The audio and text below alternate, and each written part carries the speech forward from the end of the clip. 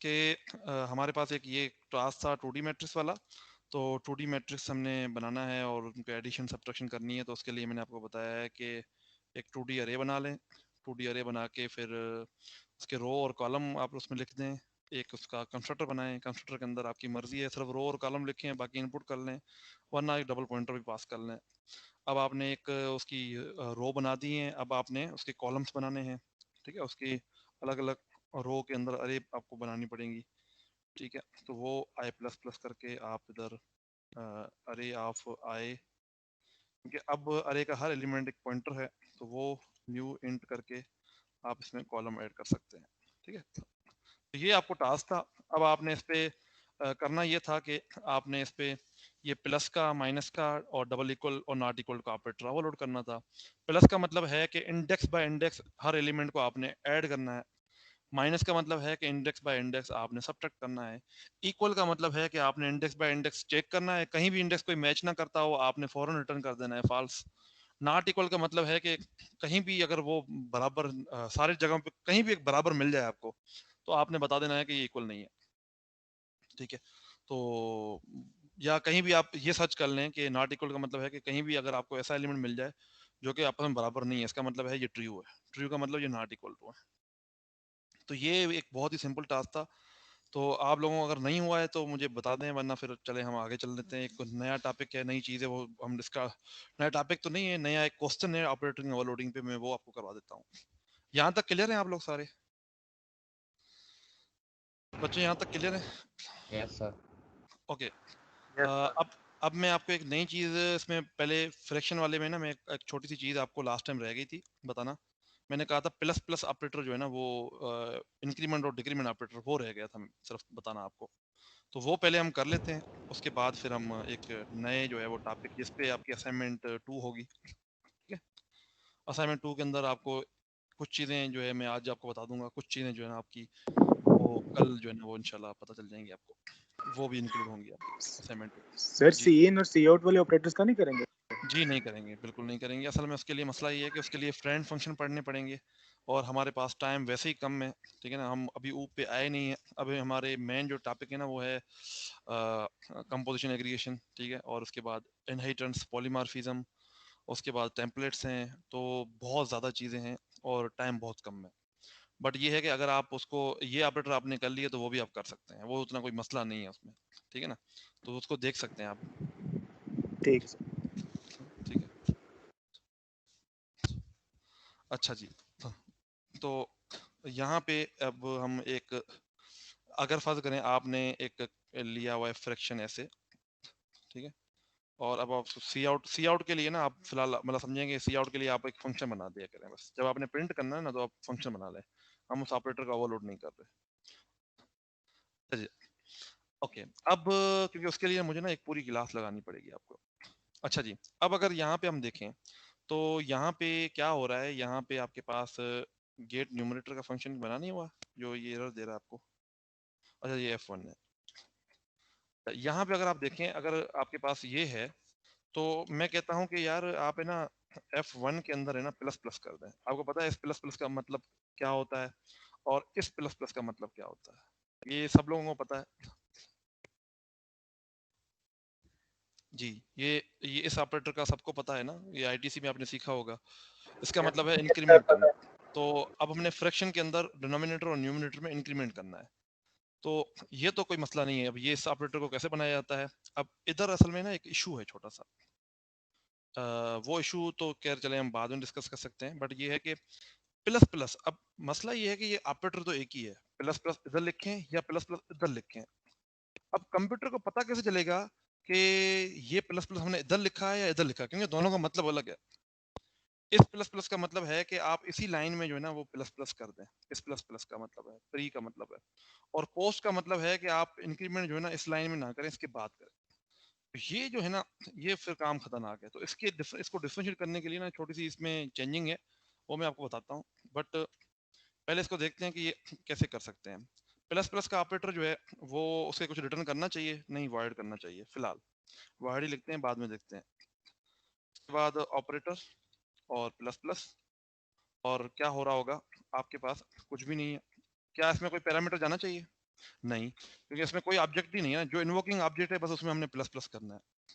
तो हमने करना ये है कि दिस, और यहाँ पे हमारे पास न्यूमरेटर है, ठीक है, उसमें हम प्लस प्लस कर दें। इस तरह से जो दिस जो डिनोमिनेटर है उसमें हम प्लस प्लस कर दें। खत्म होगी बात।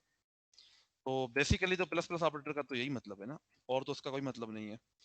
तो अब अगर हम यहाँ पे लगाते हैं प्लस प्लस, ठीक है, तो इसको चला के देखते हैं कि क्या होता है।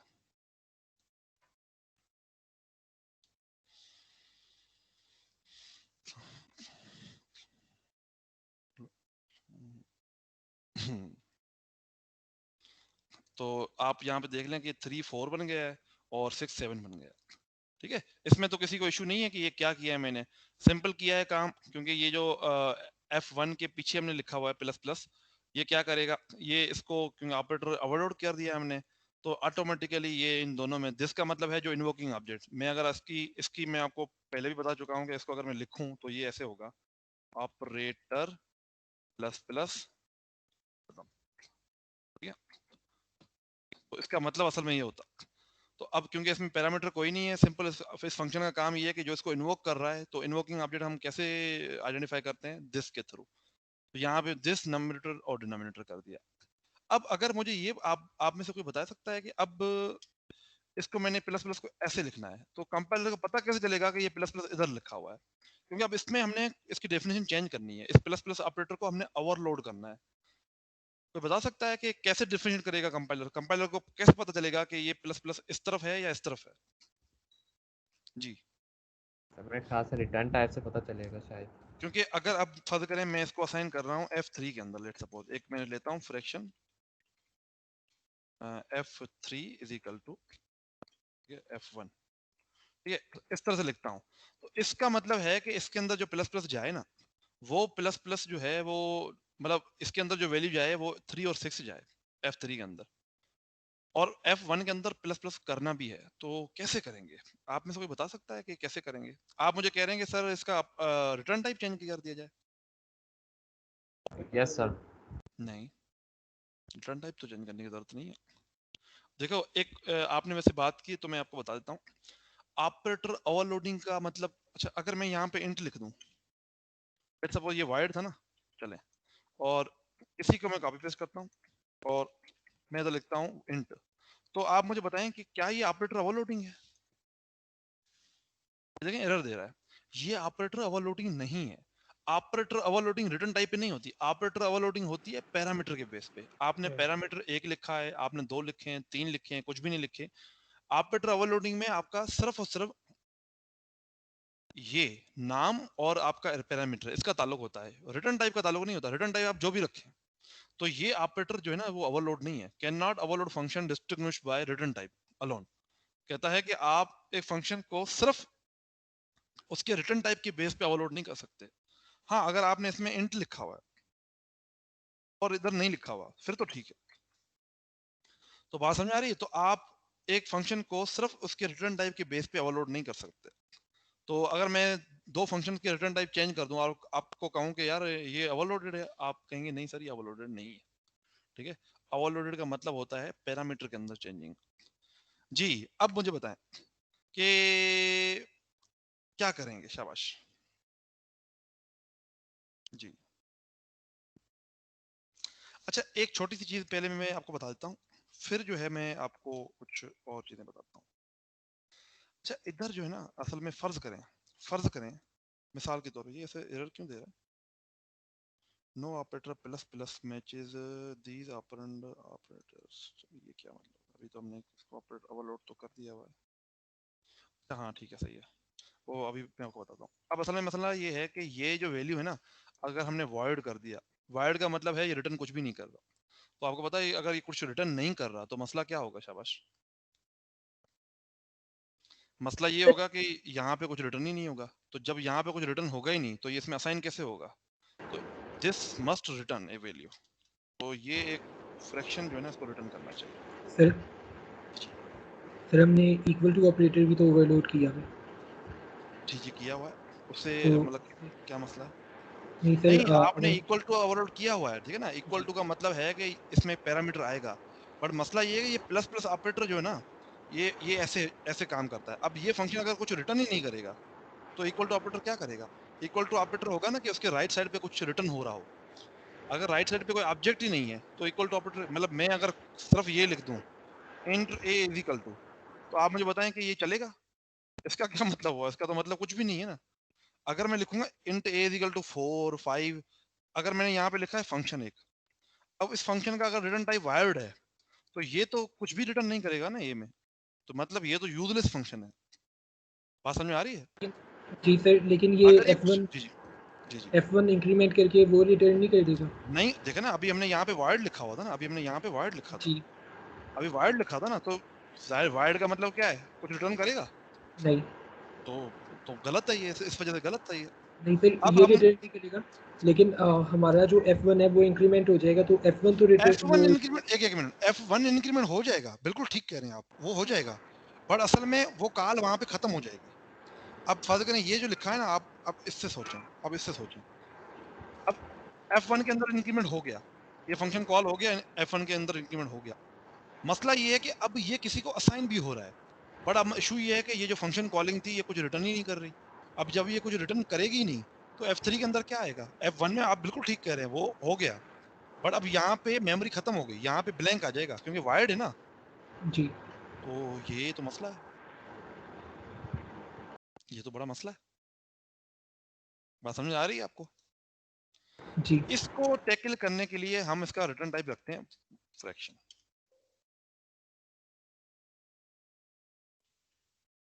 ठीक है। तो ओके, एक मिनट,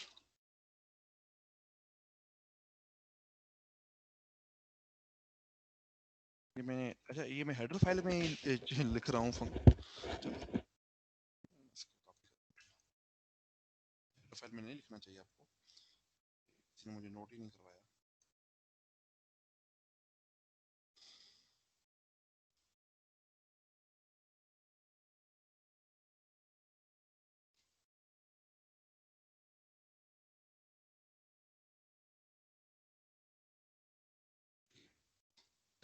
अब ये रिटर्न क्या करेगा? रिटर्न करेगा दिस, ठीक है। ये आपको एक इधर से वैल्यू रिटर्न हो रही होगी, ठीक है ना। अच्छा जी, यहाँ बिल्कुल ठीक है। अब यहाँ तक जो है वो आपका काम जो है वो बिल्कुल ठीक। ये क्यों एरर दे रहा है भाई? सेमीकोलन एक्सपेक्टेड, कहाँ पे कोई सेमीकोलन मिसिंग किया? अब कुछ भी नहीं है, अब तो ठीक है। अब ये ऑपरेटर बिल्कुल ठीक चल रहा है क्योंकि अब उसे पता है कि प्लस प्लस का मतलब जो है वो रिटर्न करेगा कुछ। जी, ओके हो गया। अब यहाँ पे यहाँ तक किसी को इशू हो? हमने क्या किया है, हमने सिर्फ ऑपरेटर प्लस प्लस जो है ना उसको ओवरलोड किया है और उसकी वैल्यू रिटर्न की है ताकि जो है ना वो कुछ रिटर्न हो सके, ठीक है ना जी। अब मुझे ये बताएं कि ये तो यहाँ तक तो बात बिल्कुल ठीक है। अब मुझे ये बताएं कि अगर, हाँ बस ठीक है, अब मुझे ये बताएं कि यहाँ तक किसी को इशू है? पहले ये बताएं तो इसमें इशू है किसी को कि ये प्लस प्लस क्या कर रहा हूँ मैं, क्या किया है? जी सर अगर अकेला प्लस प्लस F1 लिखे, हाँ, तो वो भी चल जाएगा, तो वो भी चल जाएगा, वो भी चल जाएगा। असल में जब आप कोई चीज़ रिटर्न कर रहे हैं ना तो आप उसको ऐसे कॉल कर सकते हैं, वो ज़ाया कर सकते हैं रिटर्न आप उसका। बट अगर आपको रिटर्न चाहिए और कुछ रिटर्न हो नहीं रहा तो फिर वो प्रॉब्लम क्रिएट करेगा। तो ये दोनों में वर्क करेगा, जैसे प्लस का ऑपरेटर था या माइनस का ऑपरेटर था, मैंने इसमें कुछ रिटर्न करवाया था तो आप डायरेक्ट भी लिख सकते हैं, ए प्लस बी भी लिख सकते हैं। अच्छा यहाँ तक क्लियर है? यहाँ तक कोई इशू है? शाबाश, नो सर। ओके।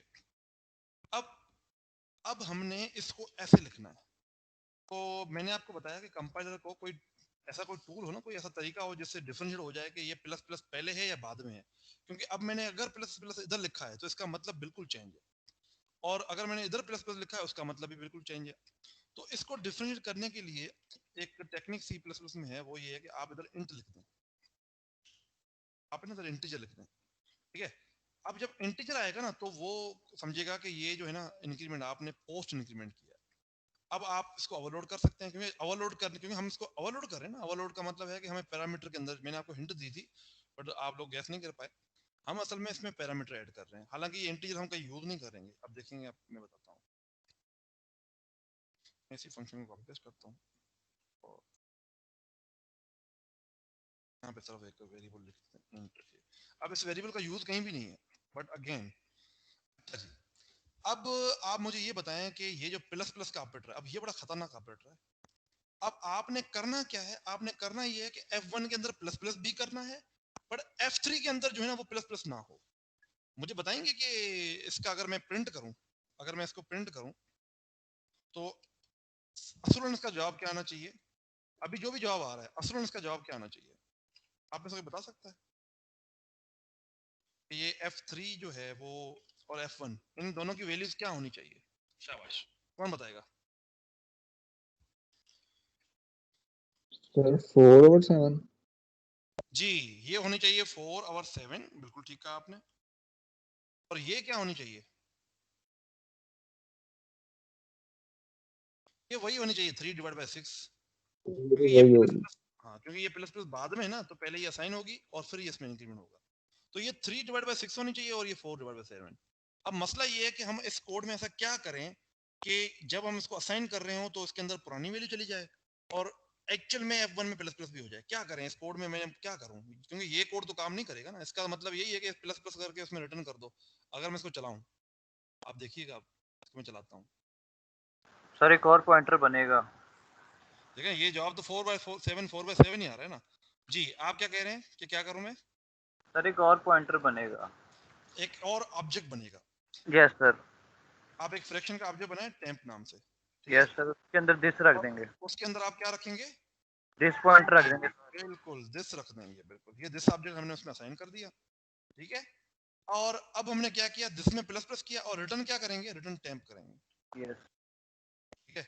अब ये कहानी क्यों डाली है? ये इसलिए डाली है कि भाई जो इन्वोकिंग ऑब्जेक्ट है आप उसको पहले सेव कर दें एक टेम्पररी वेरिएबल में और उसे ही रिटर्न करें, क्योंकि हमने क्या करना है, पुरानी वैल्यू रिटर्न करनी है ना। मैंने क्या बताया, मुझे यहाँ पे F1 ही चाहिए, तो मैंने क्या किया है, F1 को पहले स्टोर कर दिया एक टेम्पररी वेरिएबल में और मैंने उसको रिटर्न कर दिया है। बट साथ साथ में F1 के अंदर चेंजिंग भी कर रहा हूँ, वो ये चेंजिंग हो रही है।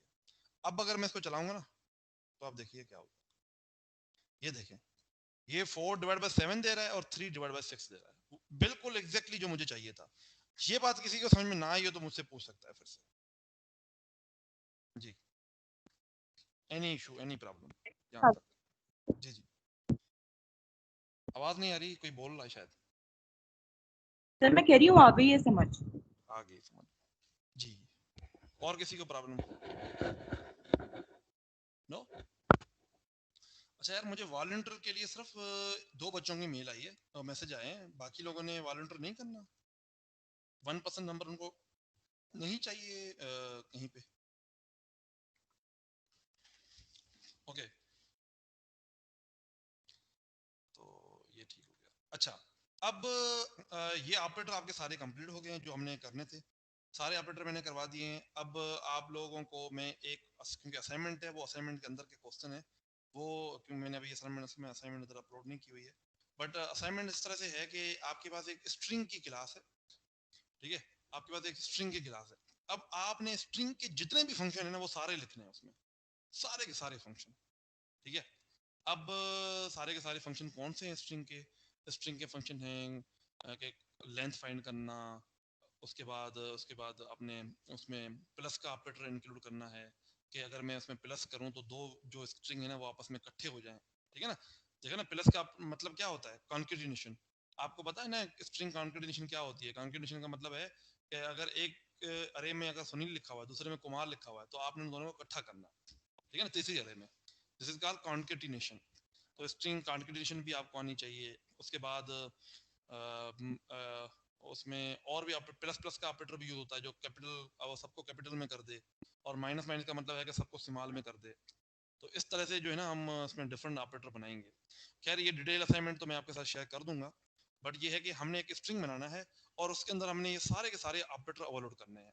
अब वहां पे जब हम ऑपरेटर ओवरलोडिंग से खेल रहे होंगे ना, तो वहां पे सारी चीजें आएंगी, डीप कॉपी, शैलो कॉपी, ये कॉन्सेप्ट भी आ जाएंगे और आपके जो है ना वो ऑपरेटर ओवरलोडिंग के कॉन्सेप्ट भी आएंगे। तो आज हम स्ट्रिंग की क्लास को ही ओवरलोड करते हैं। थोड़ा सा मैं आपको करवाऊंगा, बाकी ज़ाहिर सी बातें चीज़ें आपने खुद करनी होंगी क्योंकि ये असाइनमेंट है। तो इस असाइनमेंट की डेडलाइन थोड़ी सी जल्दी होगी, वेडनेसडे तक होगी, क्योंकि अगस्त के बाद मिड टर्म आ जाएगा। तो मिड टर्म से पहले पहले हमने इसको चेक भी करना है। तो थोड़ी सी इसकी अर्लियर असाइनमेंट इसकी डेडलाइन होगी। क्वेश्चन में ज़्यादा नहीं दूंगा, 1-2 क्वेश्चन दूंगा ताकि आप जल्दी कर लें इसको, ठीक है। ओके, C++ नहीं, एक मिनट, क्लास हमने नहीं बनानी है, ठीक है। और उस क्लास का नाम क्या है? माई स्ट्रिंग। उस क्लास का नाम है माई, फिनिश कर दें इसको। ओके, अब इस क्लास के अंदर है क्या? इस क्लास के अंदर एक पॉइंटर पड़ा हुआ है, कैरेक्टर ptr, ठीक है, बस। अब ये माई स्ट्रिंग की क्लास जो है वो क्या है, मैं पहले आपको उसका डेमो फंक्शन दिखाता हूँ, फिर आपको जो है वो फिर अब बाज़ों का आता है ना, आप उसका मेन बना लेना, आपको काफ़ी सारी चीज़ें क्लियर हो जाती हैं। तो ये मैं इधर से ख़त्म कर देता हूँ, इनकी ज़रूरत हमें है नहीं वैसे भी। इंक्लूड, अब मेरी कोशिश होगी कि क्योंकि मेजॉरिटी काम जो है वो हमने कर लिया है, अब मैं आपको कोशिश करूँगा कि रिवाइज़ करवाता रहूँ साथ साथ, आगे ना बढ़ूँ, रिवाइज़ कराऊँ पहले, फिर आगे अगर टाइम मिला तो बढ़ जाएंगे। रिफ्रैक्शन में क्यों ऐड कर रहा हूँ भाई, ऐड करनी है माई स्ट्रिंग, ठीक है। अच्छा जी, अब करना आपने ये है कि अगर मैं एक लेट सपोज मैं लिखता हूँ माई स्ट्रिंग और एक स्ट्रिंग बनाता हूँ और उसके अंदर पास करता हूँ लेट सपोज हाई, एरर देगा क्योंकि अभी हमने कंस्ट्रक्टर नहीं बनाया। ये स्ट्रिंग 1 है आपकी। कंस्ट्रक्टर का ऑसिलेशन और स्ट्रिंग की स्पेलिंग गलत है। नहीं, माई स्ट्रिंग की स्पेल सही नहीं है, मैंने जो जो इधर लिखी है वही है। अच्छा, और हेडर स्टोरिंग, फाइल में वो है। अच्छा गलत लिख दिया है। चलें अब इसी गलत पे ही चलते हैं। अच्छा, कंस्ट्रक्टर खैर मिसिंग है, अभी एरर तो देगा आपको फिर भी। अच्छा, एक और हम बना देते हैं इसमें ना, एक और जो है ना वो स्ट्रिंग, जिसको हम कहते हैं string 2, और उसमें लिखते हैं बाय। अब आपने सारे के सारे ऑपरेटर इसके ओवरलोड करने हैं। क्या ऑपरेटर हो सकते हैं इसमें कि हम इन दोनों स्ट्रिंग को आपस में कंपेयर कर सकते हैं। str1 double equal to str2, ठीक है। अगर ये बराबर हैं तो बताए कि ये बराबर हैं, आउट कर दे। ऐसे ना कुछ एक बच्चे ने यहाँ पे यूज किया हुआ है, बट मैं आपको बताता हूँ, उसको कहते हैं टर्नरी ऑपरेटर। इफ एल्स जैसे होता है ना, इफ एल्स की जगह पे ना आप इस तरह से भी यूज कर सकते हैं। आप ये दोनों लिख दें, कंडीशन फिर क्वेश्चन मार्क, और यहाँ पे सी आउट कर दें। लेट सपोज बोथ लिख दें आर इक्वल, और ये और नॉट इक्वल, ठीक है। ये टर्नरी ऑपरेटर है। इसका मतलब ये होता है कि ये इफ की तरह ही यूज होता है। ये यहाँ पे हम लिखते हैं कंडीशन, और फिर कंडीशन अगर सही हो तो ये चले, अदरवाइज ये चले। मिसाल के तौर पे मैं आपको एक छोटा सा मिसाल दूं, अगर कि अगर आपने लिखना हो 2 is greater than, let's suppose 2 is greater than 3, तो ये रिटर्न करे 5, या ये मैसेज प्रिंट करे आएगा, एल्स ये मैसेज प्रिंट करे बाएगा। तो इस तरह से भी जो है ना हम उसको लिख सकते होते हैं।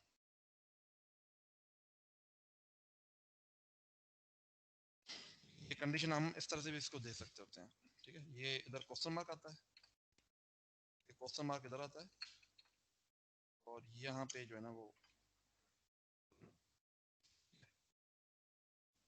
तो ऐसे भी जो है ना आप लिख सकते हैं।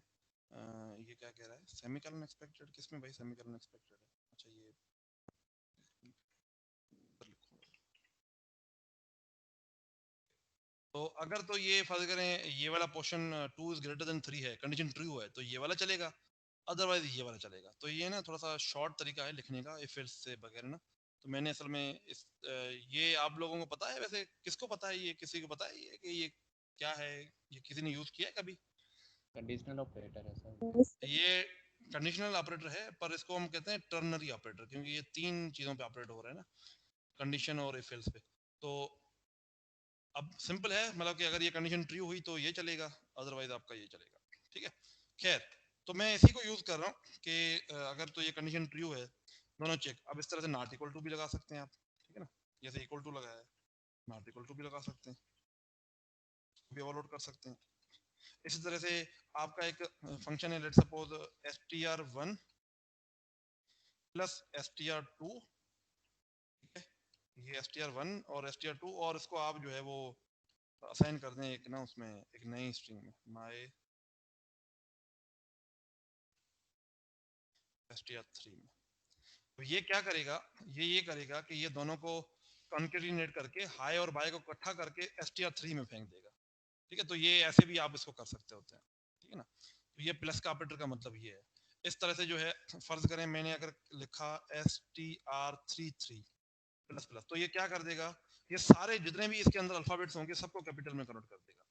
अगर मैंने लिखा str3 माइनस माइनस, ठीक है ना, तो ये सबको कन्वर्ट कर देगा स्मॉल में। तो ये देखें कितने कोई बेहतरीन चीजें हैं कि हम अपनी एक लाइब्रेरी बना रहे हैं। जैसे आपने स्ट्रिंग लाइब्रेरी यूज की थी ना, जिसमें आप लेंथ का फंक्शन लिखते थे, किसी और चीज का फंक्शन लिखते थे, तो यहाँ पे हम क्या किया है, हमने सारी चीजें खुद से बना रहे हैं, हम सारी चीजें अपने हिसाब से डिफाइन कर रहे हैं।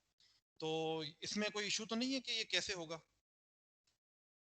और अब असल में मसला ये है कि यहाँ पे अब पॉइंटर है ना, तो बड़े कॉन्सेप्ट चेंज हो जाएंगे। चेंज से मुराद है कि कुछ आपको मगजमारी करनी पड़ेगी, इतना सिंपल नहीं है ये काम। अब डिफॉल्ट कंस्ट्रक्टर में क्या होता है, आपको पता है, डिफॉल्ट कंस्ट्रक्टर में कुछ भी नहीं है। डिफॉल्ट कंस्ट्रक्टर का मतलब है कि पीटीआर की वैल्यू को नल पीटीआर के बराबर करें। ये नल पीटीआर लिखा करें, नल ना लिखा करें, लेटेस्ट अभी यही है। और इसका मतलब क्या होता है, इसमें आप डिलीट करें, इसमें पहले चेक करें, इसमें आप डायरेक्ट ऐसे भी लिख सकते हैं। काफी लोगों ने ऐसे सेंटेंस के, अगर इसमें नल पड़ा होगा तो ये नहीं चलेगा, अगर नल नहीं पड़ा हुआ तो ये चल जाएगा। तो आप इसको ऐसे लिखें या डायरेक्ट वैसे लिखें तो बात एक ही है। आप इसको ऐसे लिखें या वैसे लिखें, खाली लिख दें पीटीआर तो भी बात एक ही है। डिलीट, अभी क्योंकि ये अरे होगी तो इसको डिलीट कर दें। स्ट्रक्चर हमने लिख दिया हुआ है, और उसके बाद जो है हम इसका एक वो भी बनाते हैं, माय स्ट्रिंग।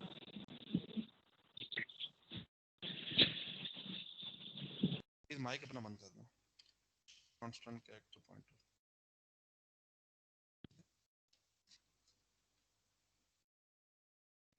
तो ये एक और कंस्ट्रक्टर बनाते हैं, में क्या हो रहा है,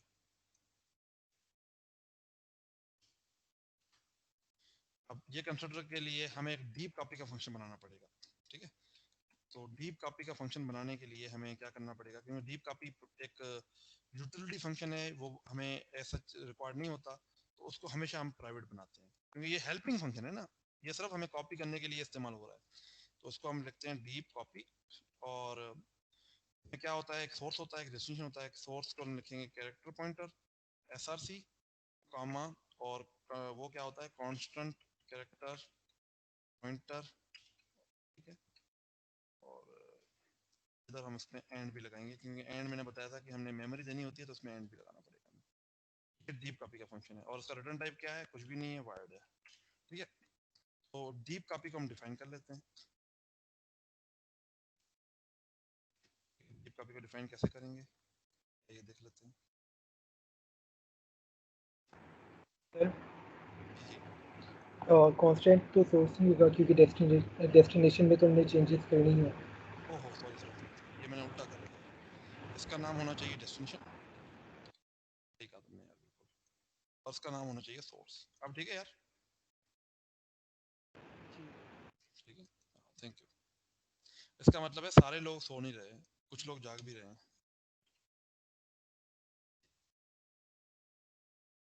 ठीक है, सोर्स से हमने कॉपी करना है। सबसे पहला काम हमने क्या करना है, लेंथ फाइंड करनी है। तो अब मर्जी आप लेंथ का भी अलग फंक्शन बना लें, बट चलें बिल्ट इन फंक्शन आपने यूज नहीं करने, मैंने आपको पहले भी कहा हुआ है। तो फिलहाल हम लेंथ का चलें अलग फंक्शन बना लेते हैं। फंक्शन नहीं बनाते, उसी को यूज कर लेते हैं, int i is equal to 0। और किसको देखना है हमने, सोर्स जब तक नल नहीं होता, source of i not equal to null, और आई में प्लस प्लस और बस खत्म। ठीक है, तो हमने सर मेरे सबसे ख्याल पहले से पहला आई काम क्या करना है बाहर लिखना जी? पड़ेगा, आई को बाहर लिखना पड़ेगा। आई को बाहर लिखना पड़ेगा, बिल्कुल ठीक कह रहे हो। अब मतलब तुम लोगों की जो है ना वो कोडिंग बहुत अच्छी हो गई है, ये गलतियां निकाल लेते हो चीजें फौरन। Okay, destination sorry destination is equal to, वैसे इसका नाम जो है ना वो प्रॉपर होना चाहिए, साइज होना चाहिए, नाम आई नहीं होना चाहिए, इसका जो नाम होना चाहिए वही हो, साइज। और ये भी साइज, ये भी साइज। ठीक है, ओके। तो अब हमने क्या करना है इसमें सिंपल डीप कॉपी के लिए कि इसको मेमोरी देनी है, न्यू कैरेक्टर और साइज +1 देंगे क्योंकि आखिरी में नल भी असाइन करना होता है। और उसके बाद हम यहाँ पे कॉपी करेंगे आई इज इक्वल टू 0। और ये कब तक चलेगा, आई साइज कर दें या नल कर दें, जैसे आपकी मर्जी है, साइज कर देते हैं। और आई में प्लस प्लस हो गया। करना क्या है, करना ये है कि डेस्टिनेशन के अंदर आपने सोर्स की वैल्यू को स्टोर करना है। ठीक है, और उसके बाद क्या करना है, ये आई जो है ये आपका डिक्लेयर कर देते हैं। ठीक है, और करना ये है कि आपने फिर destination of I is equal to null यहाँ पे असाइन करने से। अब देखें ये इंडेंटेशन कितनी मैटर करती है, ये लूप अलग है, ठीक है, उसके बाद ये चीज अलग है, उसके बाद ये लूप यहाँ से लेके यहाँ तक है, और ये ऐसे मैंने लिखा हुआ है, इसका मतलब ये इस लूप से ताल्लुक नहीं है इसका। ठीक है ना, अब आपकी डीप कॉपी ये हो गई है। डीप कॉपी के बाद आपने सिंपल माई स्ट्रिंग के अंदर कुछ भी नहीं करना है, जो कांस्टेंट कैरेक्टर आप भेज रहे हैं आपने सीधा सीधा उसे कॉपी कर देना है। किसमें करना है कॉपी, पीटीआर के अंदर। तो आप डीप कॉपी के फंक्शन को कॉल करें, डीप कॉपी, और डेस्टिनेशन आपकी क्या है, डेस्टिनेशन आपकी है पीटीआर। ठीक है, इसको हम दिस पीटीआर कहेंगे, दिस के थ्रू करें दिस पीटीआर और कॉमा, और इधर लेट सपोज हम क्या भेज रहे हैं, इधर भी हम पीटीआर भेज रहे हैं, तो इसका नाम हम लिखते हैं पीटीआर। ठीक है, ओके। अच्छा, ये जो चीज है ना इसको कांस्टेंट करना लाजमी है, क्योंकि हम यहाँ से पॉइंटर भी पास कर सकते हैं, हम यहाँ से जो है ना वो ये कांस्टेंट स्ट्रिंग भी पास कर सकते हैं, तो इसके लिए हमेशा इसको कांस्टेंट होना चाहिए। डीप का भी हो गई। अब ये भी हमारा, अब ये वैल्यू जाएगी, हाई वैल्यू जाएगी अपनी इसमें, और ये आपकी डीप कॉपी हो जाएगी पीछे। ठीक है, अच्छा जी, यहाँ तक तो बिल्कुल भी मतलब कोई मसला नहीं होना चाहिए, यहाँ तक बिल्कुल ठीक है सब कुछ, इसमें कोई इशू, कोई मसला, कोई मसाइल जी, कोई मसला, कोई मसाइल, शाबाश। हाँ सर। नहीं, ठीक है, तो अगर यहाँ तक कोई मसले मसाइल नहीं है तो अब एक चीज जो है ना छोटी सी, असल में ना इसमें एक तो आपको यहाँ पे ना दो चीजें बनानी पड़ेंगी, और वो दो चीजें क्यों बनानी पड़ेंगी उसकी वजह है।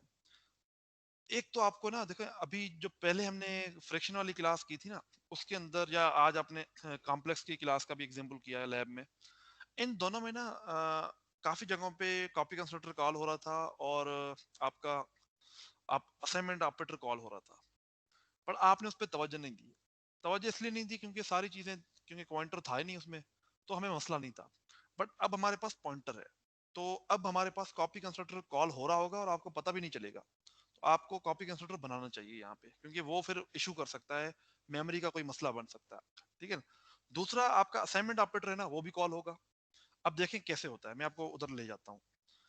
इसका ना सबसे पहले पहले हम बनाते हैं, अभी मैं कॉपी कंस्ट्रक्टर वो नहीं बना रहा, बट ये है कि वो आपको जरूरत पड़ेगी, तो जब वो आपको पता चलेगा कि जरूरत पड़ेगी तब हम उसको बना देंगे। ठीक है, सबसे पहले पहले कि इसके अंदर मैं जो ऑपरेटर ओवरलोड करता हूँ वो है प्लस का ऑपरेटर। ठीक है, और उसकी एक वजह है इसकी करने की, क्योंकि इसमें सारी चीजें यूज हो रही हैं। अब प्लस के ऑपरेटर आपको पता है कि प्लस का ऑपरेटर बहुत ही ईजी है उसको ओवरलोड करना। क्या लिखना होता है, हमने माई, उसके बाद स्ट्रिंग, और यहाँ पे हमने एंड लगाना था, एंड लगाना था यहाँ पे, हाँ सर नहीं मिला। नहीं लगा। सर ऑपरेटर मैंने कहीं प्लस, पिछले सवाल में किया था, वो गार्बेज वैल्यू दे रहा था एंड लगाने से। एंड लगाने से गार्बेज वैल्यू दे रहा था ना, तो यहाँ पे एंड लगना चाहिए नहीं लगना चाहिए, यहाँ पे नहीं लगना चाहिए सर, वो नहीं लगना असाइनमेंट में चाहिए, लगता नहीं, बिल्कुल ठीक, ठीक है, सही है, सही है, नहीं लगना चाहिए, आपको पता होना चाहिए कि क्यों नहीं लगना चाहिए। और हमने फ्रैक्शन लिया है और फ्रैक्शन के अंदर एक ऑब्जेक्ट ले लेते हैं। ठीक है, यही था ना ऑपरेटर ओवरलोडिंग, तो उसकी ऐसे ही होती है। ओहो, मैं यहाँ पे फ्रैक्शन लिख रहा हूँ, सॉरी, ये क्लास का नाम लिखना पड़ेगा। ओके, पीछे अब कौन पीछे हाँ, इसको कौन कांस्टेंट और बनाना चाहिए आगे हमें। रेफरेंस। जी बिल्कुल ठीक है, और इधर इधर रेफरेंस देते हैं। वैसे जो है ना, अगर हम इसमें चेंजिंग करना चाहें वो भी कर सकते हैं। अगर हम ये नहीं देते ना दोनों चीजें, तो खैर बहरहाल फिलहाल इसको ऐसे रखते हैं। यहाँ पे ठीक हो गया आपका, ये भी ठीक है। अच्छा जी, अब यहाँ तक तो बिल्कुल ठीक है। अब इसको लेके चलते हैं इसकी इम्प्लीमेंटेशन में। इसको हम करते हैं इम्प्लीमेंट। आए इसको इम्प्लीमेंट करते हैं, देखते हैं कैसे। अब यहाँ पे करना क्या है हमने कि एक टेम्पररी वेरिएबल बनाना पड़ेगा हमें, माई स्ट्रिंग टाइप का। इसके अंदर हम दोनों की एडिशन करेंगे। टेम्पररी वेरिएबल बना लिया, ओके हो गया। अच्छा, अब एडिशन का मतलब क्या है? एडिशन का मतलब है कि दोनों की कॉन्केटिनेशन करनी है, दोनों की कॉन्केटिनेशन करनी है। तो दोनों की कॉन्केटिनेशन कैसे होगी? शाबाश, दोनों को इकट्ठा करना है। इकट्ठा कैसे करेंगे? सर टेम्प के अंदर पहले जो फर्स्ट ऑब्जेक्ट है उसको हम लोग रखेंगे और फिर उसके अंदर उसका साइज बढ़ा के दूसरे वाले को रख देंगे। साइज जो होगा ना, साइज 1 का अच्छा, साइज अब 2 मैं होगा। दोनों आप जो कह रही हैं वो ये कह रही हैं कि टेम्प के अंदर मैं यहाँ पे पहले लिख दूं दिस, ऐसे लिख दूं, या आप ऑब्जेक्ट लिख दें, मर्जी है। वैसे पहले ये दिस वाला आना चाहिए, पहले दिस लिख दें ऐसे, ठीक है। आप ये कहना चाह रही हैं ना कि मैं पहले इसमें ये लिख दूं और फिर जो अगला है ना उसको यस वहां से फिर कॉपी करवाऊं, तो ठीक है, ये भी हो सकता है। जी। अब इशू ये है कि अब फर्ज करो हमने ना यहाँ पे लिख दिया, हमें लगा कि यहाँ पे कोई मसला नहीं है, बट देखो यहाँ पे एक बड़ा मसला है। आप मुझे बताएंगे कि यहाँ पे मसला क्या आएगा? सर सर ये कॉपी पॉइंटर कर सकते हैं। अब यहाँ पे कॉपी कंस्ट्रक्टर कॉल हो रहा होगा, और कॉपी कंस्ट्रक्टर कॉल हो रहा होगा, मसला क्या होगा कि यहाँ पे पॉइंटर पॉइंटर को असाइन हो जाएगा, क्योंकि यहाँ पे शैलो, क्योंकि हमने तो कॉपी कंस्ट्रक्टर बनाया नहीं है। तो हम अगर कॉपी कंस्ट्रक्टर नहीं बनाते तो क्या मसला आता है? तो मसला ये आता है कि कंपाइलर अपना बना लेता है, और वहां पे क्या होता है, शैलो कॉपी होती है। मतलब क्या कि इस दिस का पॉइंटर पीटीआर इस टेम्पररी के पॉइंटर को पॉइंट करने लग जाएगा, तो ये तो काम खराब है। तो जब टेम्पररी का डिस्ट्रक्टर कॉल होगा, मतलब अब जैसे ही ये फंक्शन खत्म होगा, तो आपको पता है टेम्पररी का डिस्ट्रक्टर कॉल हो जाएगा, और जब डिस्ट्रक्टर कॉल होगा तो क्या होगा, मेमोरी खत्म हो जाएगी। तो इससे क्या होगा, दिस की मेमोरी भी खत्म हो जाएगी। बात समझ में आ रही है? क्योंकि ये दिस का पॉइंटर जो है और जो टेम्पररी के अंदर पॉइंटर होगा, क्योंकि दिस के अंदर की अब मेमोरी असल में कैसे बनेगी, अगर मैं आपको दिखाऊं, हमारे पास एक ऑब्जेक्ट है दिस, ठीक है। तो दिस का ये दिस है लेट सपोज, और एक हमने टेम्पररी ऑब्जेक्ट बनाया है, ठीक है, ओके, ठीक है। दोनों के अंदर क्या पड़ा हुआ है, एक पीटीआर पड़ा हुआ है, एक पीटीआर पड़ा हुआ है दोनों के अंदर। इसके अंदर भी यही है और इसके अंदर भी यही है। अब इशू ये है कि ये जो दिस का पीटीआर है वो एक मेमोरी को पॉइंट कर रहा है, हाई, जिसमें हाई लिखा हुआ है। अब हमने जब ये ऐसे लिखा ना, तो ये क्या होगा, ये इसमें ऑटोमेटिकली कॉपी हो जाएगा। जब ये इसमें कॉपी होगा तो इसका मतलब है कि ये पीटीआर भी इसे पॉइंट करने लग जाएगा। अच्छा, जैसे ही आपकी इस ऑपरेटर का स्कोप खत्म, ये माइस, क्योंकि ये टेम्पररी है, टेम्पररी का स्कोप खत्म हो गया, तो इसका डिस्ट्रक्टर कॉल हो जाएगा। तो जैसे इसका डिस्ट्रक्टर कॉल होगा, ये मेमोरी तबाह, ये मेमोरी खत्म हो जाएगी। और जब ये मेमोरी खत्म हो जाएगी तो इसकी भी मेमोरी खत्म हो जाएगी। तो मसला ये है कि इसकी मेमोरी खत्म नहीं होनी चाहिए, इसकी मेमोरी खत्म नहीं होनी चाहिए। तो ये तो काम खराब हो गया, ये तो उल्टा पड़ गया काम। तो इसके लिए क्या करेंगे? इसके लिए हमें यहाँ पे डीप कॉपी करवानी चाहिए। इसके लिए हमें डीप कॉपी करवानी चाहिए, ताकि अगर इसकी मेमोरी खत्म भी हो जाए तो हमें कोई टेंशन ना हो, कोई मसला ना हो। बात समझ रहे हैं? हाँ हेलो, जी सर, अभी समझ। ठीक है। तो ये असल में हमें यहाँ पे करना पड़ेगा। और दूसरा, जब हम इसको रिटर्न कर रहे होंगे ना, जब हम इसको रिटर्न कर रहे होंगे, ठीक है, यहाँ पे टेम्प लिख रहे होंगे, रिटर्न टेम्प, तब भी ये मसला आएगा, क्योंकि ये आपका रिटर्न होगा। जब रिटर्न होगा तो यहाँ पे भी कॉपी कंस्ट्रक्टर कॉल होगा। जब यहाँ पे कॉपी कंस्ट्रक्टर कॉल होगा तो अगेन यहाँ पे भी वही मसला आएगा कि जब ये रिटर्न होगा ना, तो टेम्पररी मेमोरी तो डिलीट हो जाएगी। तो ये मेमोरी जो जिसको हम असाइन कर रहे हैं, ये मेन के अंदर जिसको हम असाइन कर रहे हैं, वो भी मसला हो जाएगा। तो इन मसलों से बचने के लिए हमें यहाँ पे, अच्छा एक फर्ज करें इसको ना हम इस तरह से लिख रहे हैं कि हमने इसको ऐसे लिखा और फिर हमने लिखा str3 इज इक्वल टू, तो अब फर्ज करें हमने इस तरह से लिखा, तो यहाँ पे क्या हो रहा है कि ये दोनों प्लस होके इसमें असाइन हो रहे हैं। तो अगेन यहाँ पे डीप कॉपी नहीं होगी, क्योंकि ऑपरेटर असाइनमेंट का जो ऑपरेटर है बाय डिफॉल्ट वाला कॉल होगा, और डिफॉल्ट वाले असाइनमेंट के ऑपरेटर के अंदर क्या होता है, शैलो कॉपी होती है। तो अगेन यहाँ पे डीप कॉपी करनी चाहिए। तो यहाँ पे भी वही मेमोरी का मसला आएगा। तो यहाँ पे इस ये जो स्प्रिंग की क्लास है, यहाँ पे हालांकि हमने अभी ऑपरेटर ओवरलोड किए, कहीं भी हमें डीप कॉपी की जरूरत ही नहीं पड़ी, ना हमें कहीं पे कॉपी कंस्ट्रक्टर बनाने की जरूरत पड़ी, ना हमें कहीं पे असाइनमेंट ऑपरेटर की जरूरत पड़ी। बट अब क्योंकि यहाँ पे पॉइंटर इन्वॉल्व है, तो हमें यहाँ पे डीप कॉपी करनी चाहिए। ठीक है, तो यहाँ पे असाइनमेंट के अंदर भी ये मसला आएगा, और यहाँ पे आपके पास इधर भी यही मसला आएगा। तो हमें यहाँ पे एक कॉपी कंस्ट्रक्टर और एक असाइनमेंट का ऑपरेटर बनाना चाहिए, असूलन बनाना चाहिए हमें। ठीक है, तो आए उसको बना लेते हैं पहले। कांस्टेंट और माय स्ट्रिंग, और यहाँ पे एंड क्या हो गया आपका कॉपी कंस्ट्रक्टर, और आपको क्या बनाना था, असाइनमेंट ऑपरेटर। तो असाइनमेंट ऑपरेटर बना लेते हैं। असाइनमेंट ऑपरेटर में क्या होता था, एंड यहाँ पे रिटर्न होता है, और यहाँ पे ये बस वैल्यू जो है वो हमने असाइन करनी होती है। ठीक है, यही था ना, हमने फ्रैक्शन की क्लास बनाई थी, आपको अगर याद है, ये फ्रैक्शन की क्लास। तो यहाँ पे असाइनमेंट के ऑपरेटर के अंदर हमने जो है ना ये एंड लिखा था, यहाँ पे मल्टीप्लाई के ऑपरेटर के अंदर हमने एंड नहीं लिखा था। असाइनमेंट के अंदर क्यों लिखा था, मैंने आपको एक एग्जांपल दिया था कि अगर मैं फर्ज करें लिखता हूँ a is equal to B is equal to C, इस तरह से लिखता हूँ, तो इस केस में मुझे फिर ये एंड चाहिए होता है। अगर आप नहीं देते नॉर्मली तो कोई मसला नहीं है, बट इस केस को टैकल करने के लिए आपको यहाँ पे एंड लिखना पड़ेगा। ठीक है, खैर अगर आपको याद नहीं है तो उसको रिवाइज कर लीजिएगा एक दफा। अब हमने ये दो चीजें नहीं लिखी हैं, अब हमने इसको इम्प्लीमेंट करना है। बहुत ईजी है, क्योंकि अब इन्होंने डीप कॉपी का फंक्शन बना लिया है, अब तो हमारी जिंदगी बहुत आसान हो गई है। तो इसको करें कॉपी और इसको करें पेस्ट। ठीक है, तो ये सॉरी, ये आपका नहीं, कॉपी कंस्ट्रक्टर ये है ना, कॉपी कंस्ट्रक्टर को पहले हम देख लेते हैं। ठीक है, कॉपी कंस्ट्रक्टर क्या करेगा, कॉपी कंस्ट्रक्टर डीप कॉपी करवाएगा। किस चीज की डीप कॉपी करवानी है आपने, डीप कॉपी किस चीज की करवानी है, ये डीप कॉपी हमें करवानी है डीप कॉपी दिस पीटीआर के अंदर। आपने यहाँ पे एक ऑब्जेक्ट पास हो रहा होगा ओबीजे, आपने ओबीजे की जो है जो पीटीआर है कॉपी करवाना है, सिंपल।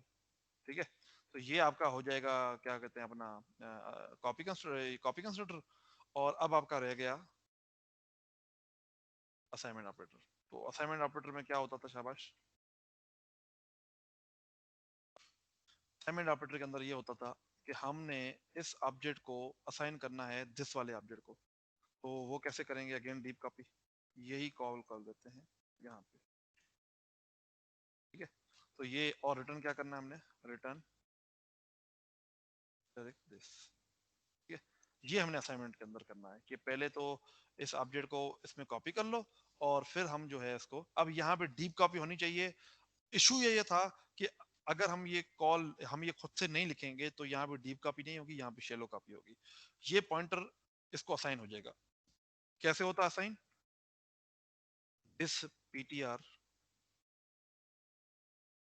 बाय डिफॉल्ट कंपाइलर जो है ना ऐसे वाला बनाता, this PTR is equal to OBJ dot PTR.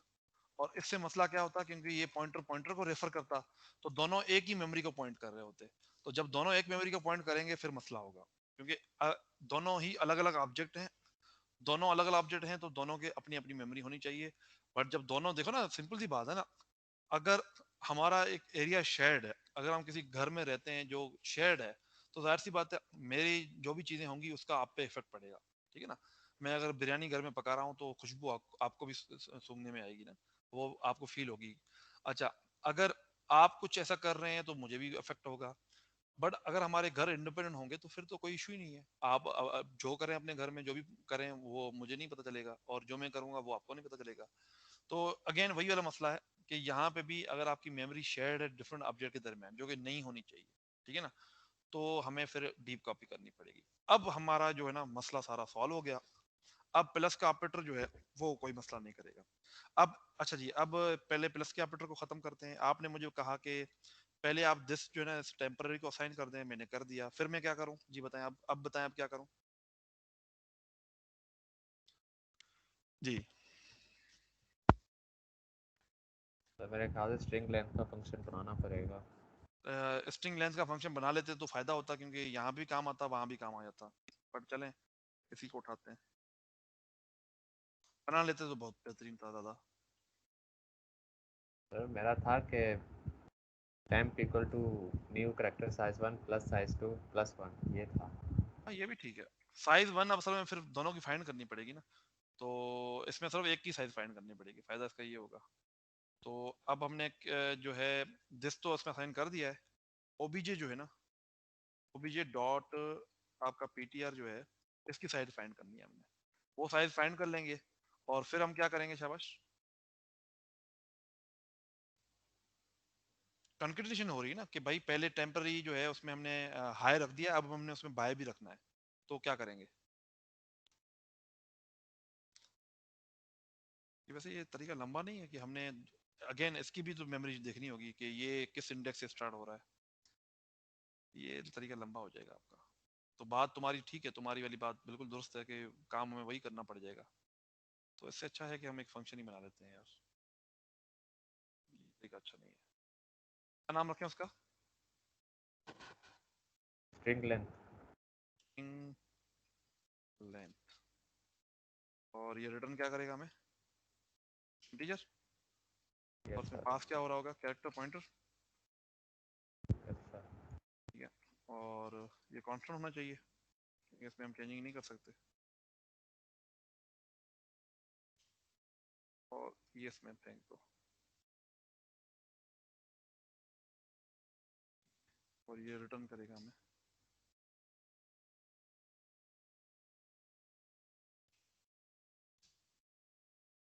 ठीक है, तो फिर जो है वो अब इधर जो है ना हमें सिंपल न्यू कैरेक्टर और सिंपल स्ट्रिंग लेंथ के फंक्शन को कॉल कर लेंगे हम, और सोर्स की जो है ना वो लेंथ +1 करके इसमें असाइन कर देंगे। तो इसका जो है वो ये भी यूटिलिटी फंक्शन में आएगा। पहले यूटिलिटी फंक्शन इस्तेमाल करना ही है हमें, तो आए पहले इसको हम रजिस्टर करें इधर यूटिलिटी फंक्शन में। ठीक है, अब ये हमारा एक यूटिलिटी फंक्शन हो गया। ठीक है, जिसको हम यूज कर सकते हैं कहीं भी अपने इस क्लास के अंदर अंदर। ठीक है, ओके। ये अब हमारे पास आ गया, तो वैसे इसको जो है वो पहले हम साइज में रख देते हैं, बेहतर है वही तरीका।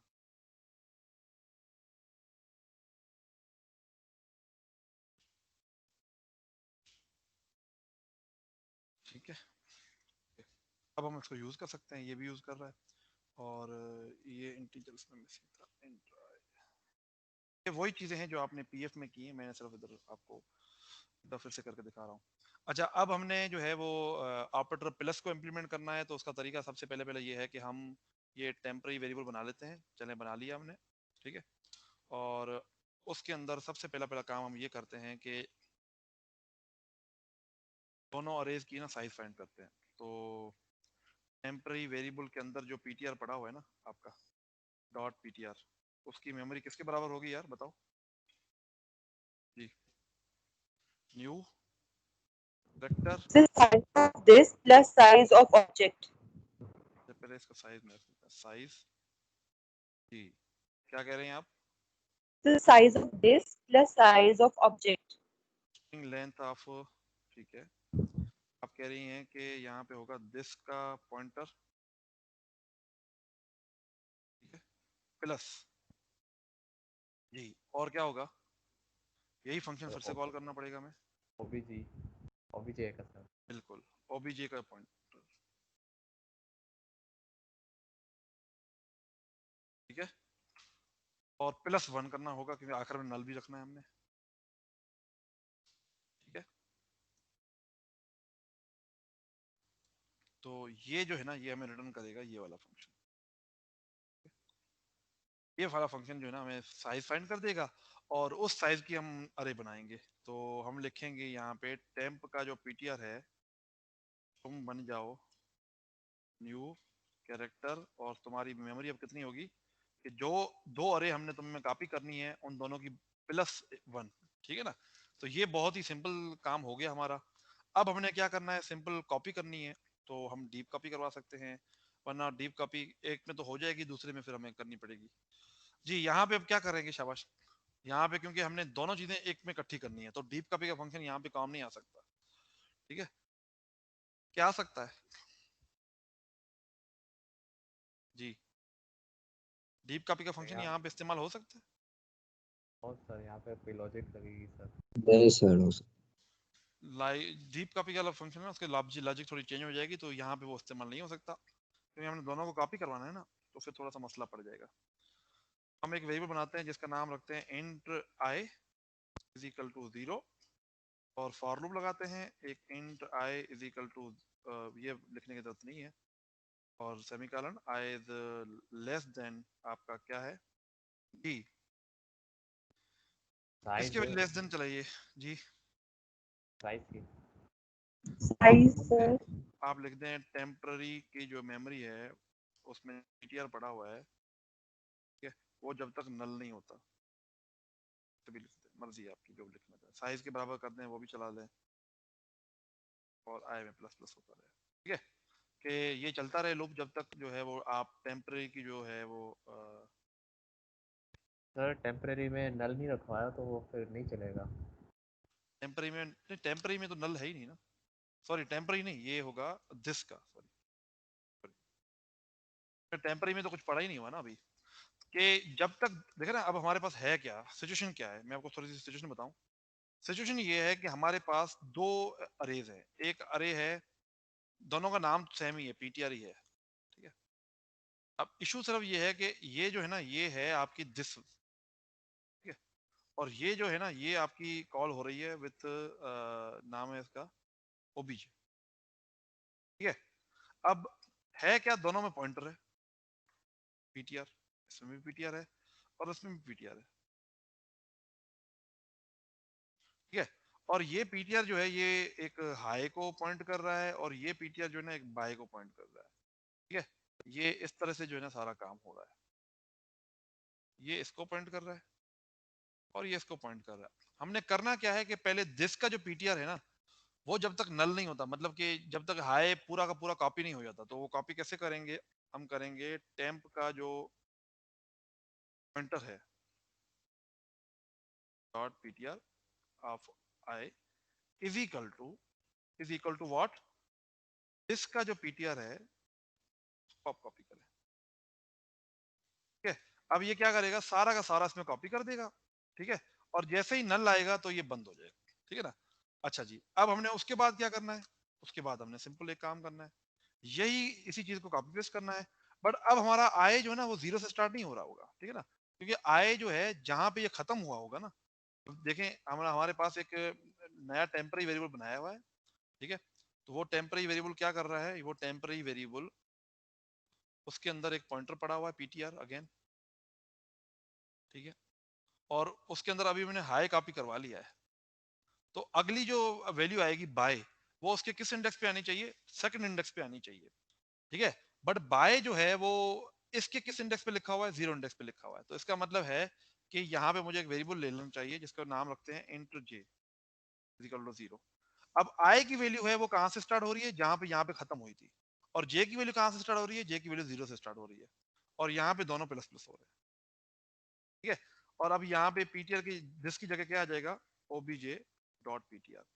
हम क्या कर रहे हैं कि दिस की वैल्यू से सारी की सारी पीटीआर के अंदर कॉपी कर दी टेम्प के अंदर, और फिर हमने ऑब्जेक्ट की वैल्यू भी इसमें कॉपी कर ली, और जब ये सारा खत्म हो जाएगा तो एंड पे हम क्या करेंगे, temp of I is equal to null, आखिरी में हम नल रखवा रहे हैं। ये मुझे एक छोटी सी कंफ्यूजन हो रही है, जी बताएं। फिर हम लोगों ने यहाँ पे कहीं भी बताया नहीं हुआ कि पीटीआर है क्या, उसको पता है कि दिस क्या है, उसको पता है कि ऑब्जेक्ट क्या है, तो फिर वो पीटीआर को किस तरह रिकॉग्नाइज करेगा। आपने बताया हुआ है, आपने सर ये इसमें माइस्ट्रिंग की क्लास है ना जो, इसमें आपने जी बताया सर, हुआ है कैरेक्टर पॉइंटर, ठीक है। ठीक है। अब मुझे ये बताएं कि ये जो टेम्प है या ये सारे ये क्या है, ये क्लास है, और ये पीटीआर क्या है, इसका मेंबर है, ठीक है ना। तो इसको पता है कि ओके टेम्प डॉट पीटीआर का मतलब क्या है, इसका मतलब है सही कि है सर। ठीक। जी आप कुछ कह रहे थे, कुछ बीच में कोई सर और बंदा। सेकंड लूप में वो ओबीजे आना है कंडीशन। हाँ सही, ये भी ओबीजे आ गया, थैंक यू यार, बिल्कुल ठीक कहा आपने, ठीक है, ये भी ओबीजे हो जाएगा। अब असल में ना बाज़ का कोडिंग में ना कॉपी पेस्ट करना है ना प्रेफर नहीं करते लोग, क्योंकि वो ना उसमें काफ़ी सारी चीज़ें रह जाती होती हैं। सम टाइम आई में प्लस प्लस आप कर रहे होते हैं, ऊपर आपने आई में करना होता है, नीचे जे में करना होता है, तो वो गलती रह जाती है। तो खैर, अच्छा जी, यहाँ तक ठीक है, सबको समझ में आया है कि ये क्या तो किया वो मैंने, कि मैंने जे आएगा सर ओबीजे पीटीआर के अंदर ना। यहाँ पे, हाँ यहाँ भी जे आएगा, बिल्कुल ठीक है, देखो इतना मसला आता है इसमें। अच्छा जी, अब ये जो है इधर भी आपका जे आएगा, ठीक है ना। तो ये एक एक चीज हमने इसमें कॉपी कर ली, सारी कॉपी हो गई, अब सब कुछ हो गया। अब हमने क्या करना है, अब हमने इसको टेस्ट करना है कि यार ये जो है ना वो सही चल रहा है या नहीं चल रहा। अच्छा, ये जो आखिर में डॉट एच जो है, ये हमने रिटर्न किया है ना कुछ इसमें, हाँ हमने इसमें रिटर्न किया हुआ है माई स्ट्रिंग में। तो ये क्या करेगा, ये टेम्पररी जो वेरिएबल है उसको रिटर्न भी कर रहा है आखिर में, ठीक है, बिल्कुल ही रिटर्न कर रहा है, सही हो गया। अब यहाँ पे हमने असाइनमेंट ऑपरेटर बना लिया था, हमने बना लिया था, फिर ये क्यों इशू दे रहा है भाई, स्ट्रिंग का नाम चेंज, ओके। अब असूलन जो है str3 जो है वो उसको क्या प्रिंट करना चाहिए, उसको जो है वो इन दोनों का प्लस करना चाहिए। तो वैसे प्रिंटिंग के लिए हमने कोई फंक्शन बनाया नहीं है, हम गेटर बना लेते हैं एक जो हमें प्रिंटिंग के लिए इस्तेमाल हो। तो गेटर में क्या होगा, कांस्टेंट कैरेक्टर ptr, ठीक है, और उसका नाम होगा गेट पॉइंटर, ठीक है, और ये क्या करेगा, ये रिटर्न करेगा, और ये कांस्टेंट टाइप का होना चाहिए, ये फंक्शन कांस्टेंट होना चाहिए, क्योंकि इसका और कोई काम नहीं होना चाहिए। ये चीज़ें इस पे मैं नंबर काट रहा हूँ बहुत ज़्यादा, तो प्लीज़ इस पे थोड़ा सा फोकस कीजिएगा। ये हो गया, ठीक है, ये भी हो गया, ये हो गया, सही है। अब आपने सिंपल इधर क्या करना है, रिटर्न क्या लिखना है, ठीक है? ये पॉइंटर रिटर्न कर देगा आपका। तो हम यहाँ पे सी आउट लिख देते हैं गेटर, ताकि हम चेक भी कर सकें कि str3 के अंदर जो है वो ऐसा हुआ है कुछ या नहीं। str3 डॉट गेट पॉइंटर, ठीक है। तो ये इसको चला के देखते हैं कि क्या होता है जी। हालांकि इसमें हाय और भाई इकट्ठा आना चाहिए, अब देखते हैं क्या होता है। कुछ भी नहीं प्रिंट हुआ, एक मिनट।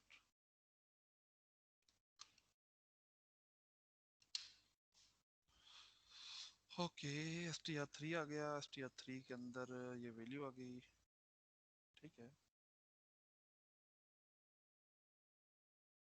ये गेटर कुछ रिटर्न नहीं कर रहा, मतलब something is wrong, let's debug this.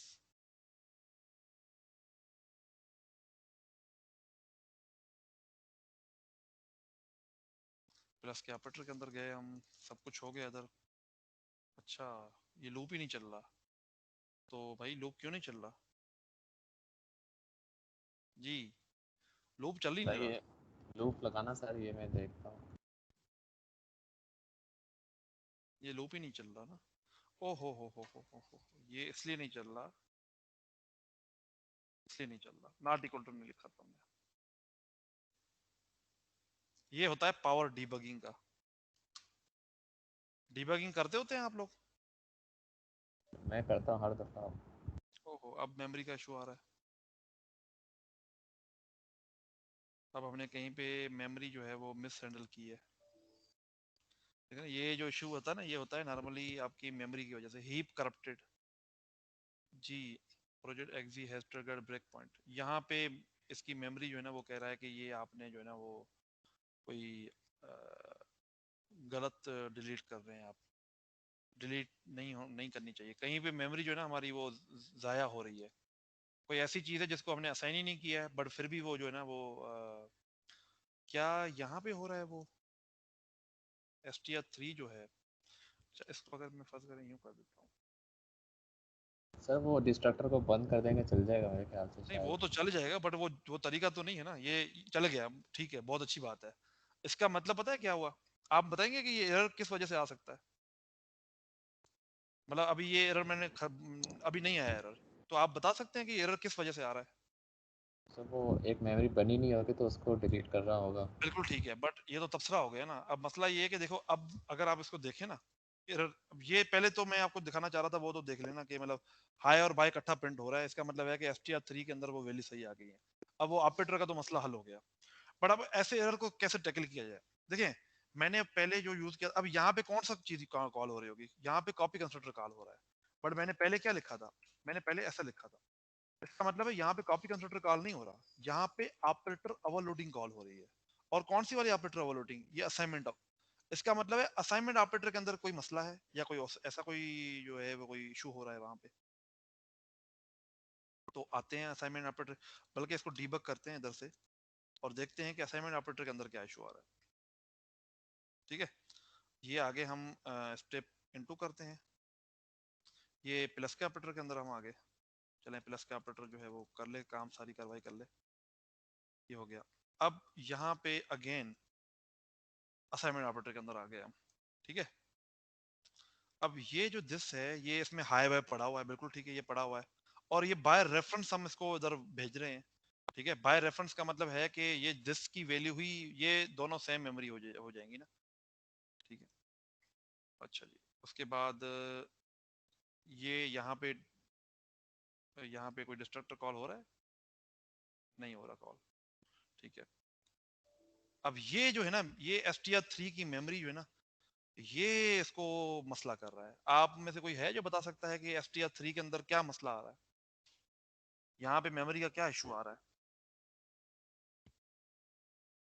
अगर मैं ये एंड हटा दूं, अगर मैं ये एंड हटा दूं, तो ये इशू आएगा?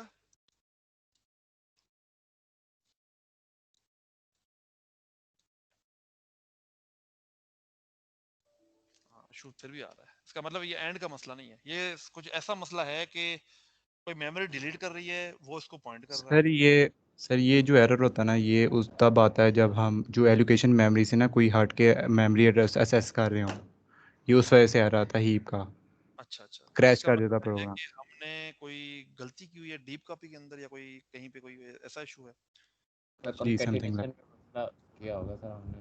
एक मिनट, कंकेटिनेशन समथिंग के लाइक अंदर कोई। तो ठीक आ रहा होगा, उसमें तो कोई इशू नहीं है ना। कंकेटिनेशन तक तो ये बिल्कुल ठीक चल रहा है। देख रहे हैं, ये इनटू गया मैं कंकेटिनेशन के अंदर, ये मेरी मेमोरी बन रही है। एक मिनट में इसमें इधर आपको दिखा सकूं अगर। अच्छा जी, बाय, ठीक है ना, बाय बिल्कुल ठीक है, और ये टेम्पररी इसमें पड़ा हुआ है, ये टेम्प पड़ा हुआ है, टेम्प के अंदर अब ये कॉपी होगा, देखिएगा स्टेप बाय स्टेप सारा।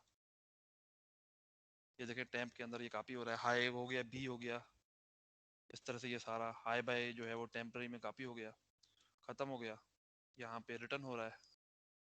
अब ये रिटर्न देखें, ये रिटर्न हो रहा है ना, तो वहाँ पे कॉपी कंस्ट्रक्टर कॉल हो रहा है, कॉपी कंस्ट्रक्टर भी हो गया कॉल। ठीक है, ये भी सारा हो गया, ओके हो गया। यहाँ से हम रिटर्न कर रहे हैं। अब यहाँ पे हम आ गए वापस, ठीक है ना। अब यहाँ पे हम आ रहे हैं str3। अब str3 के अंदर क्या पड़ा हुआ है? कुछ भी नहीं पड़ा हुआ, ठीक है ना। चले जी, str3 के अंदर कुछ भी नहीं पड़ा हुआ। अब हम आते हैं इसके अंदर, स्टेप इनटू करते हैं। स्टेप इनटू किया, डीप कॉपी, चलें जी डीप कॉपी। अब हम इसके अंदर चलते हैं कि इसकी डीप कॉपी सही तरीके से हो रही है या नहीं हो रही। ठीक है, शायद उसमें कोई इशू हो रहा हो। डीप कॉपी के अंदर आ गए, ठीक है। अच्छा जी, अब हमने ये चीज देखनी है कि str3 जो हमारा है वो तो कहाँ है? वो साइज +1 नहीं किया था हमने। कहाँ पे? Destination new character. हो ये यस सर। ये देखो ना, मसला हाईलाइट हो गया तुम्हारा। शायद यही मसला हो जिस वजह से ये इशू दे रहा है। चलें इसको चलाते हैं, बिल्कुल ठीक है, अब सही चल गया। तो अभी मुझे कोई बच्चा कह रहा था, सर आप कंस्ट्रक्टर डिस्ट्रक्टर हटा दें तो ये सही चलेगा। देखें, सही चलाना हमारा काम नहीं है। सही चलाने वाला जो होता है ना, वो जुगाड़ी वो लोग होते हैं। वो तो फिर मतलब कुछ भी कर लेना आप, आपने हर चीज का हल निकालना। अभी हमने क्या किया? डीबग किया है, ठीक है ना। डीबग जब आप करते हो ना, आप में से कोई बच्चा है जिसको डीबगिंग का नहीं आइडिया है? तो डीबगिंग इतना स्ट्रांग और पावरफुल टूल है जिसके थ्रू आपको फौरन पता चल जाता है कि आपके कोड में मसला क्या है, ठीक है ना? क्योंकि आप बिल्कुल कंपाइलर की तरह सोच रहे होते हैं। तो हर मसला, जो भी मसला आपको आ रहा है, कोई मेमोरी का मसला आ रहा है, कोई भी इशू आ रहा है, तो उस पे आपका ये स्टेटमेंट के सर आप इसको ये निकाल दें, ये खत्म कर दें, ये एंड द लगा दें, ये हटा दें, ये उसका हल नहीं है। हल उसका ये है कि आप अपने हिसाब से एक तरीके से सोचें, ठीक है ना? और सोचें कि गलती कहाँ पे है, उस गलती को रिमूव करें, ठीक है ना? तो ये जो स्टेटमेंट है कि सर इसमें आप ये कर दें, वो कर दें, तो ये बिल्कुल गलत बात है। ऐसे आपने कभी नहीं करना। आई होप कि आप लोगों को कुछ चीजें इसमें क्लियर हुई। इसमें और एक नॉर्मल जो है ना, वो आपको फ्रैक्शन की क्लास करवाई थी, उसमें फर्क क्या है? जो सबसे बड़ा फर्क है वो ये है कि आपके पास यहाँ पे ये मैं आपके साथ फाइलें शेयर कर देता हूँ वैसे, बट यहाँ पे सबसे बड़ा फर्क ये है कि आपके पास यहाँ पे पॉइंटर यूज हो रहा है, ठीक है? अब जब पॉइंटर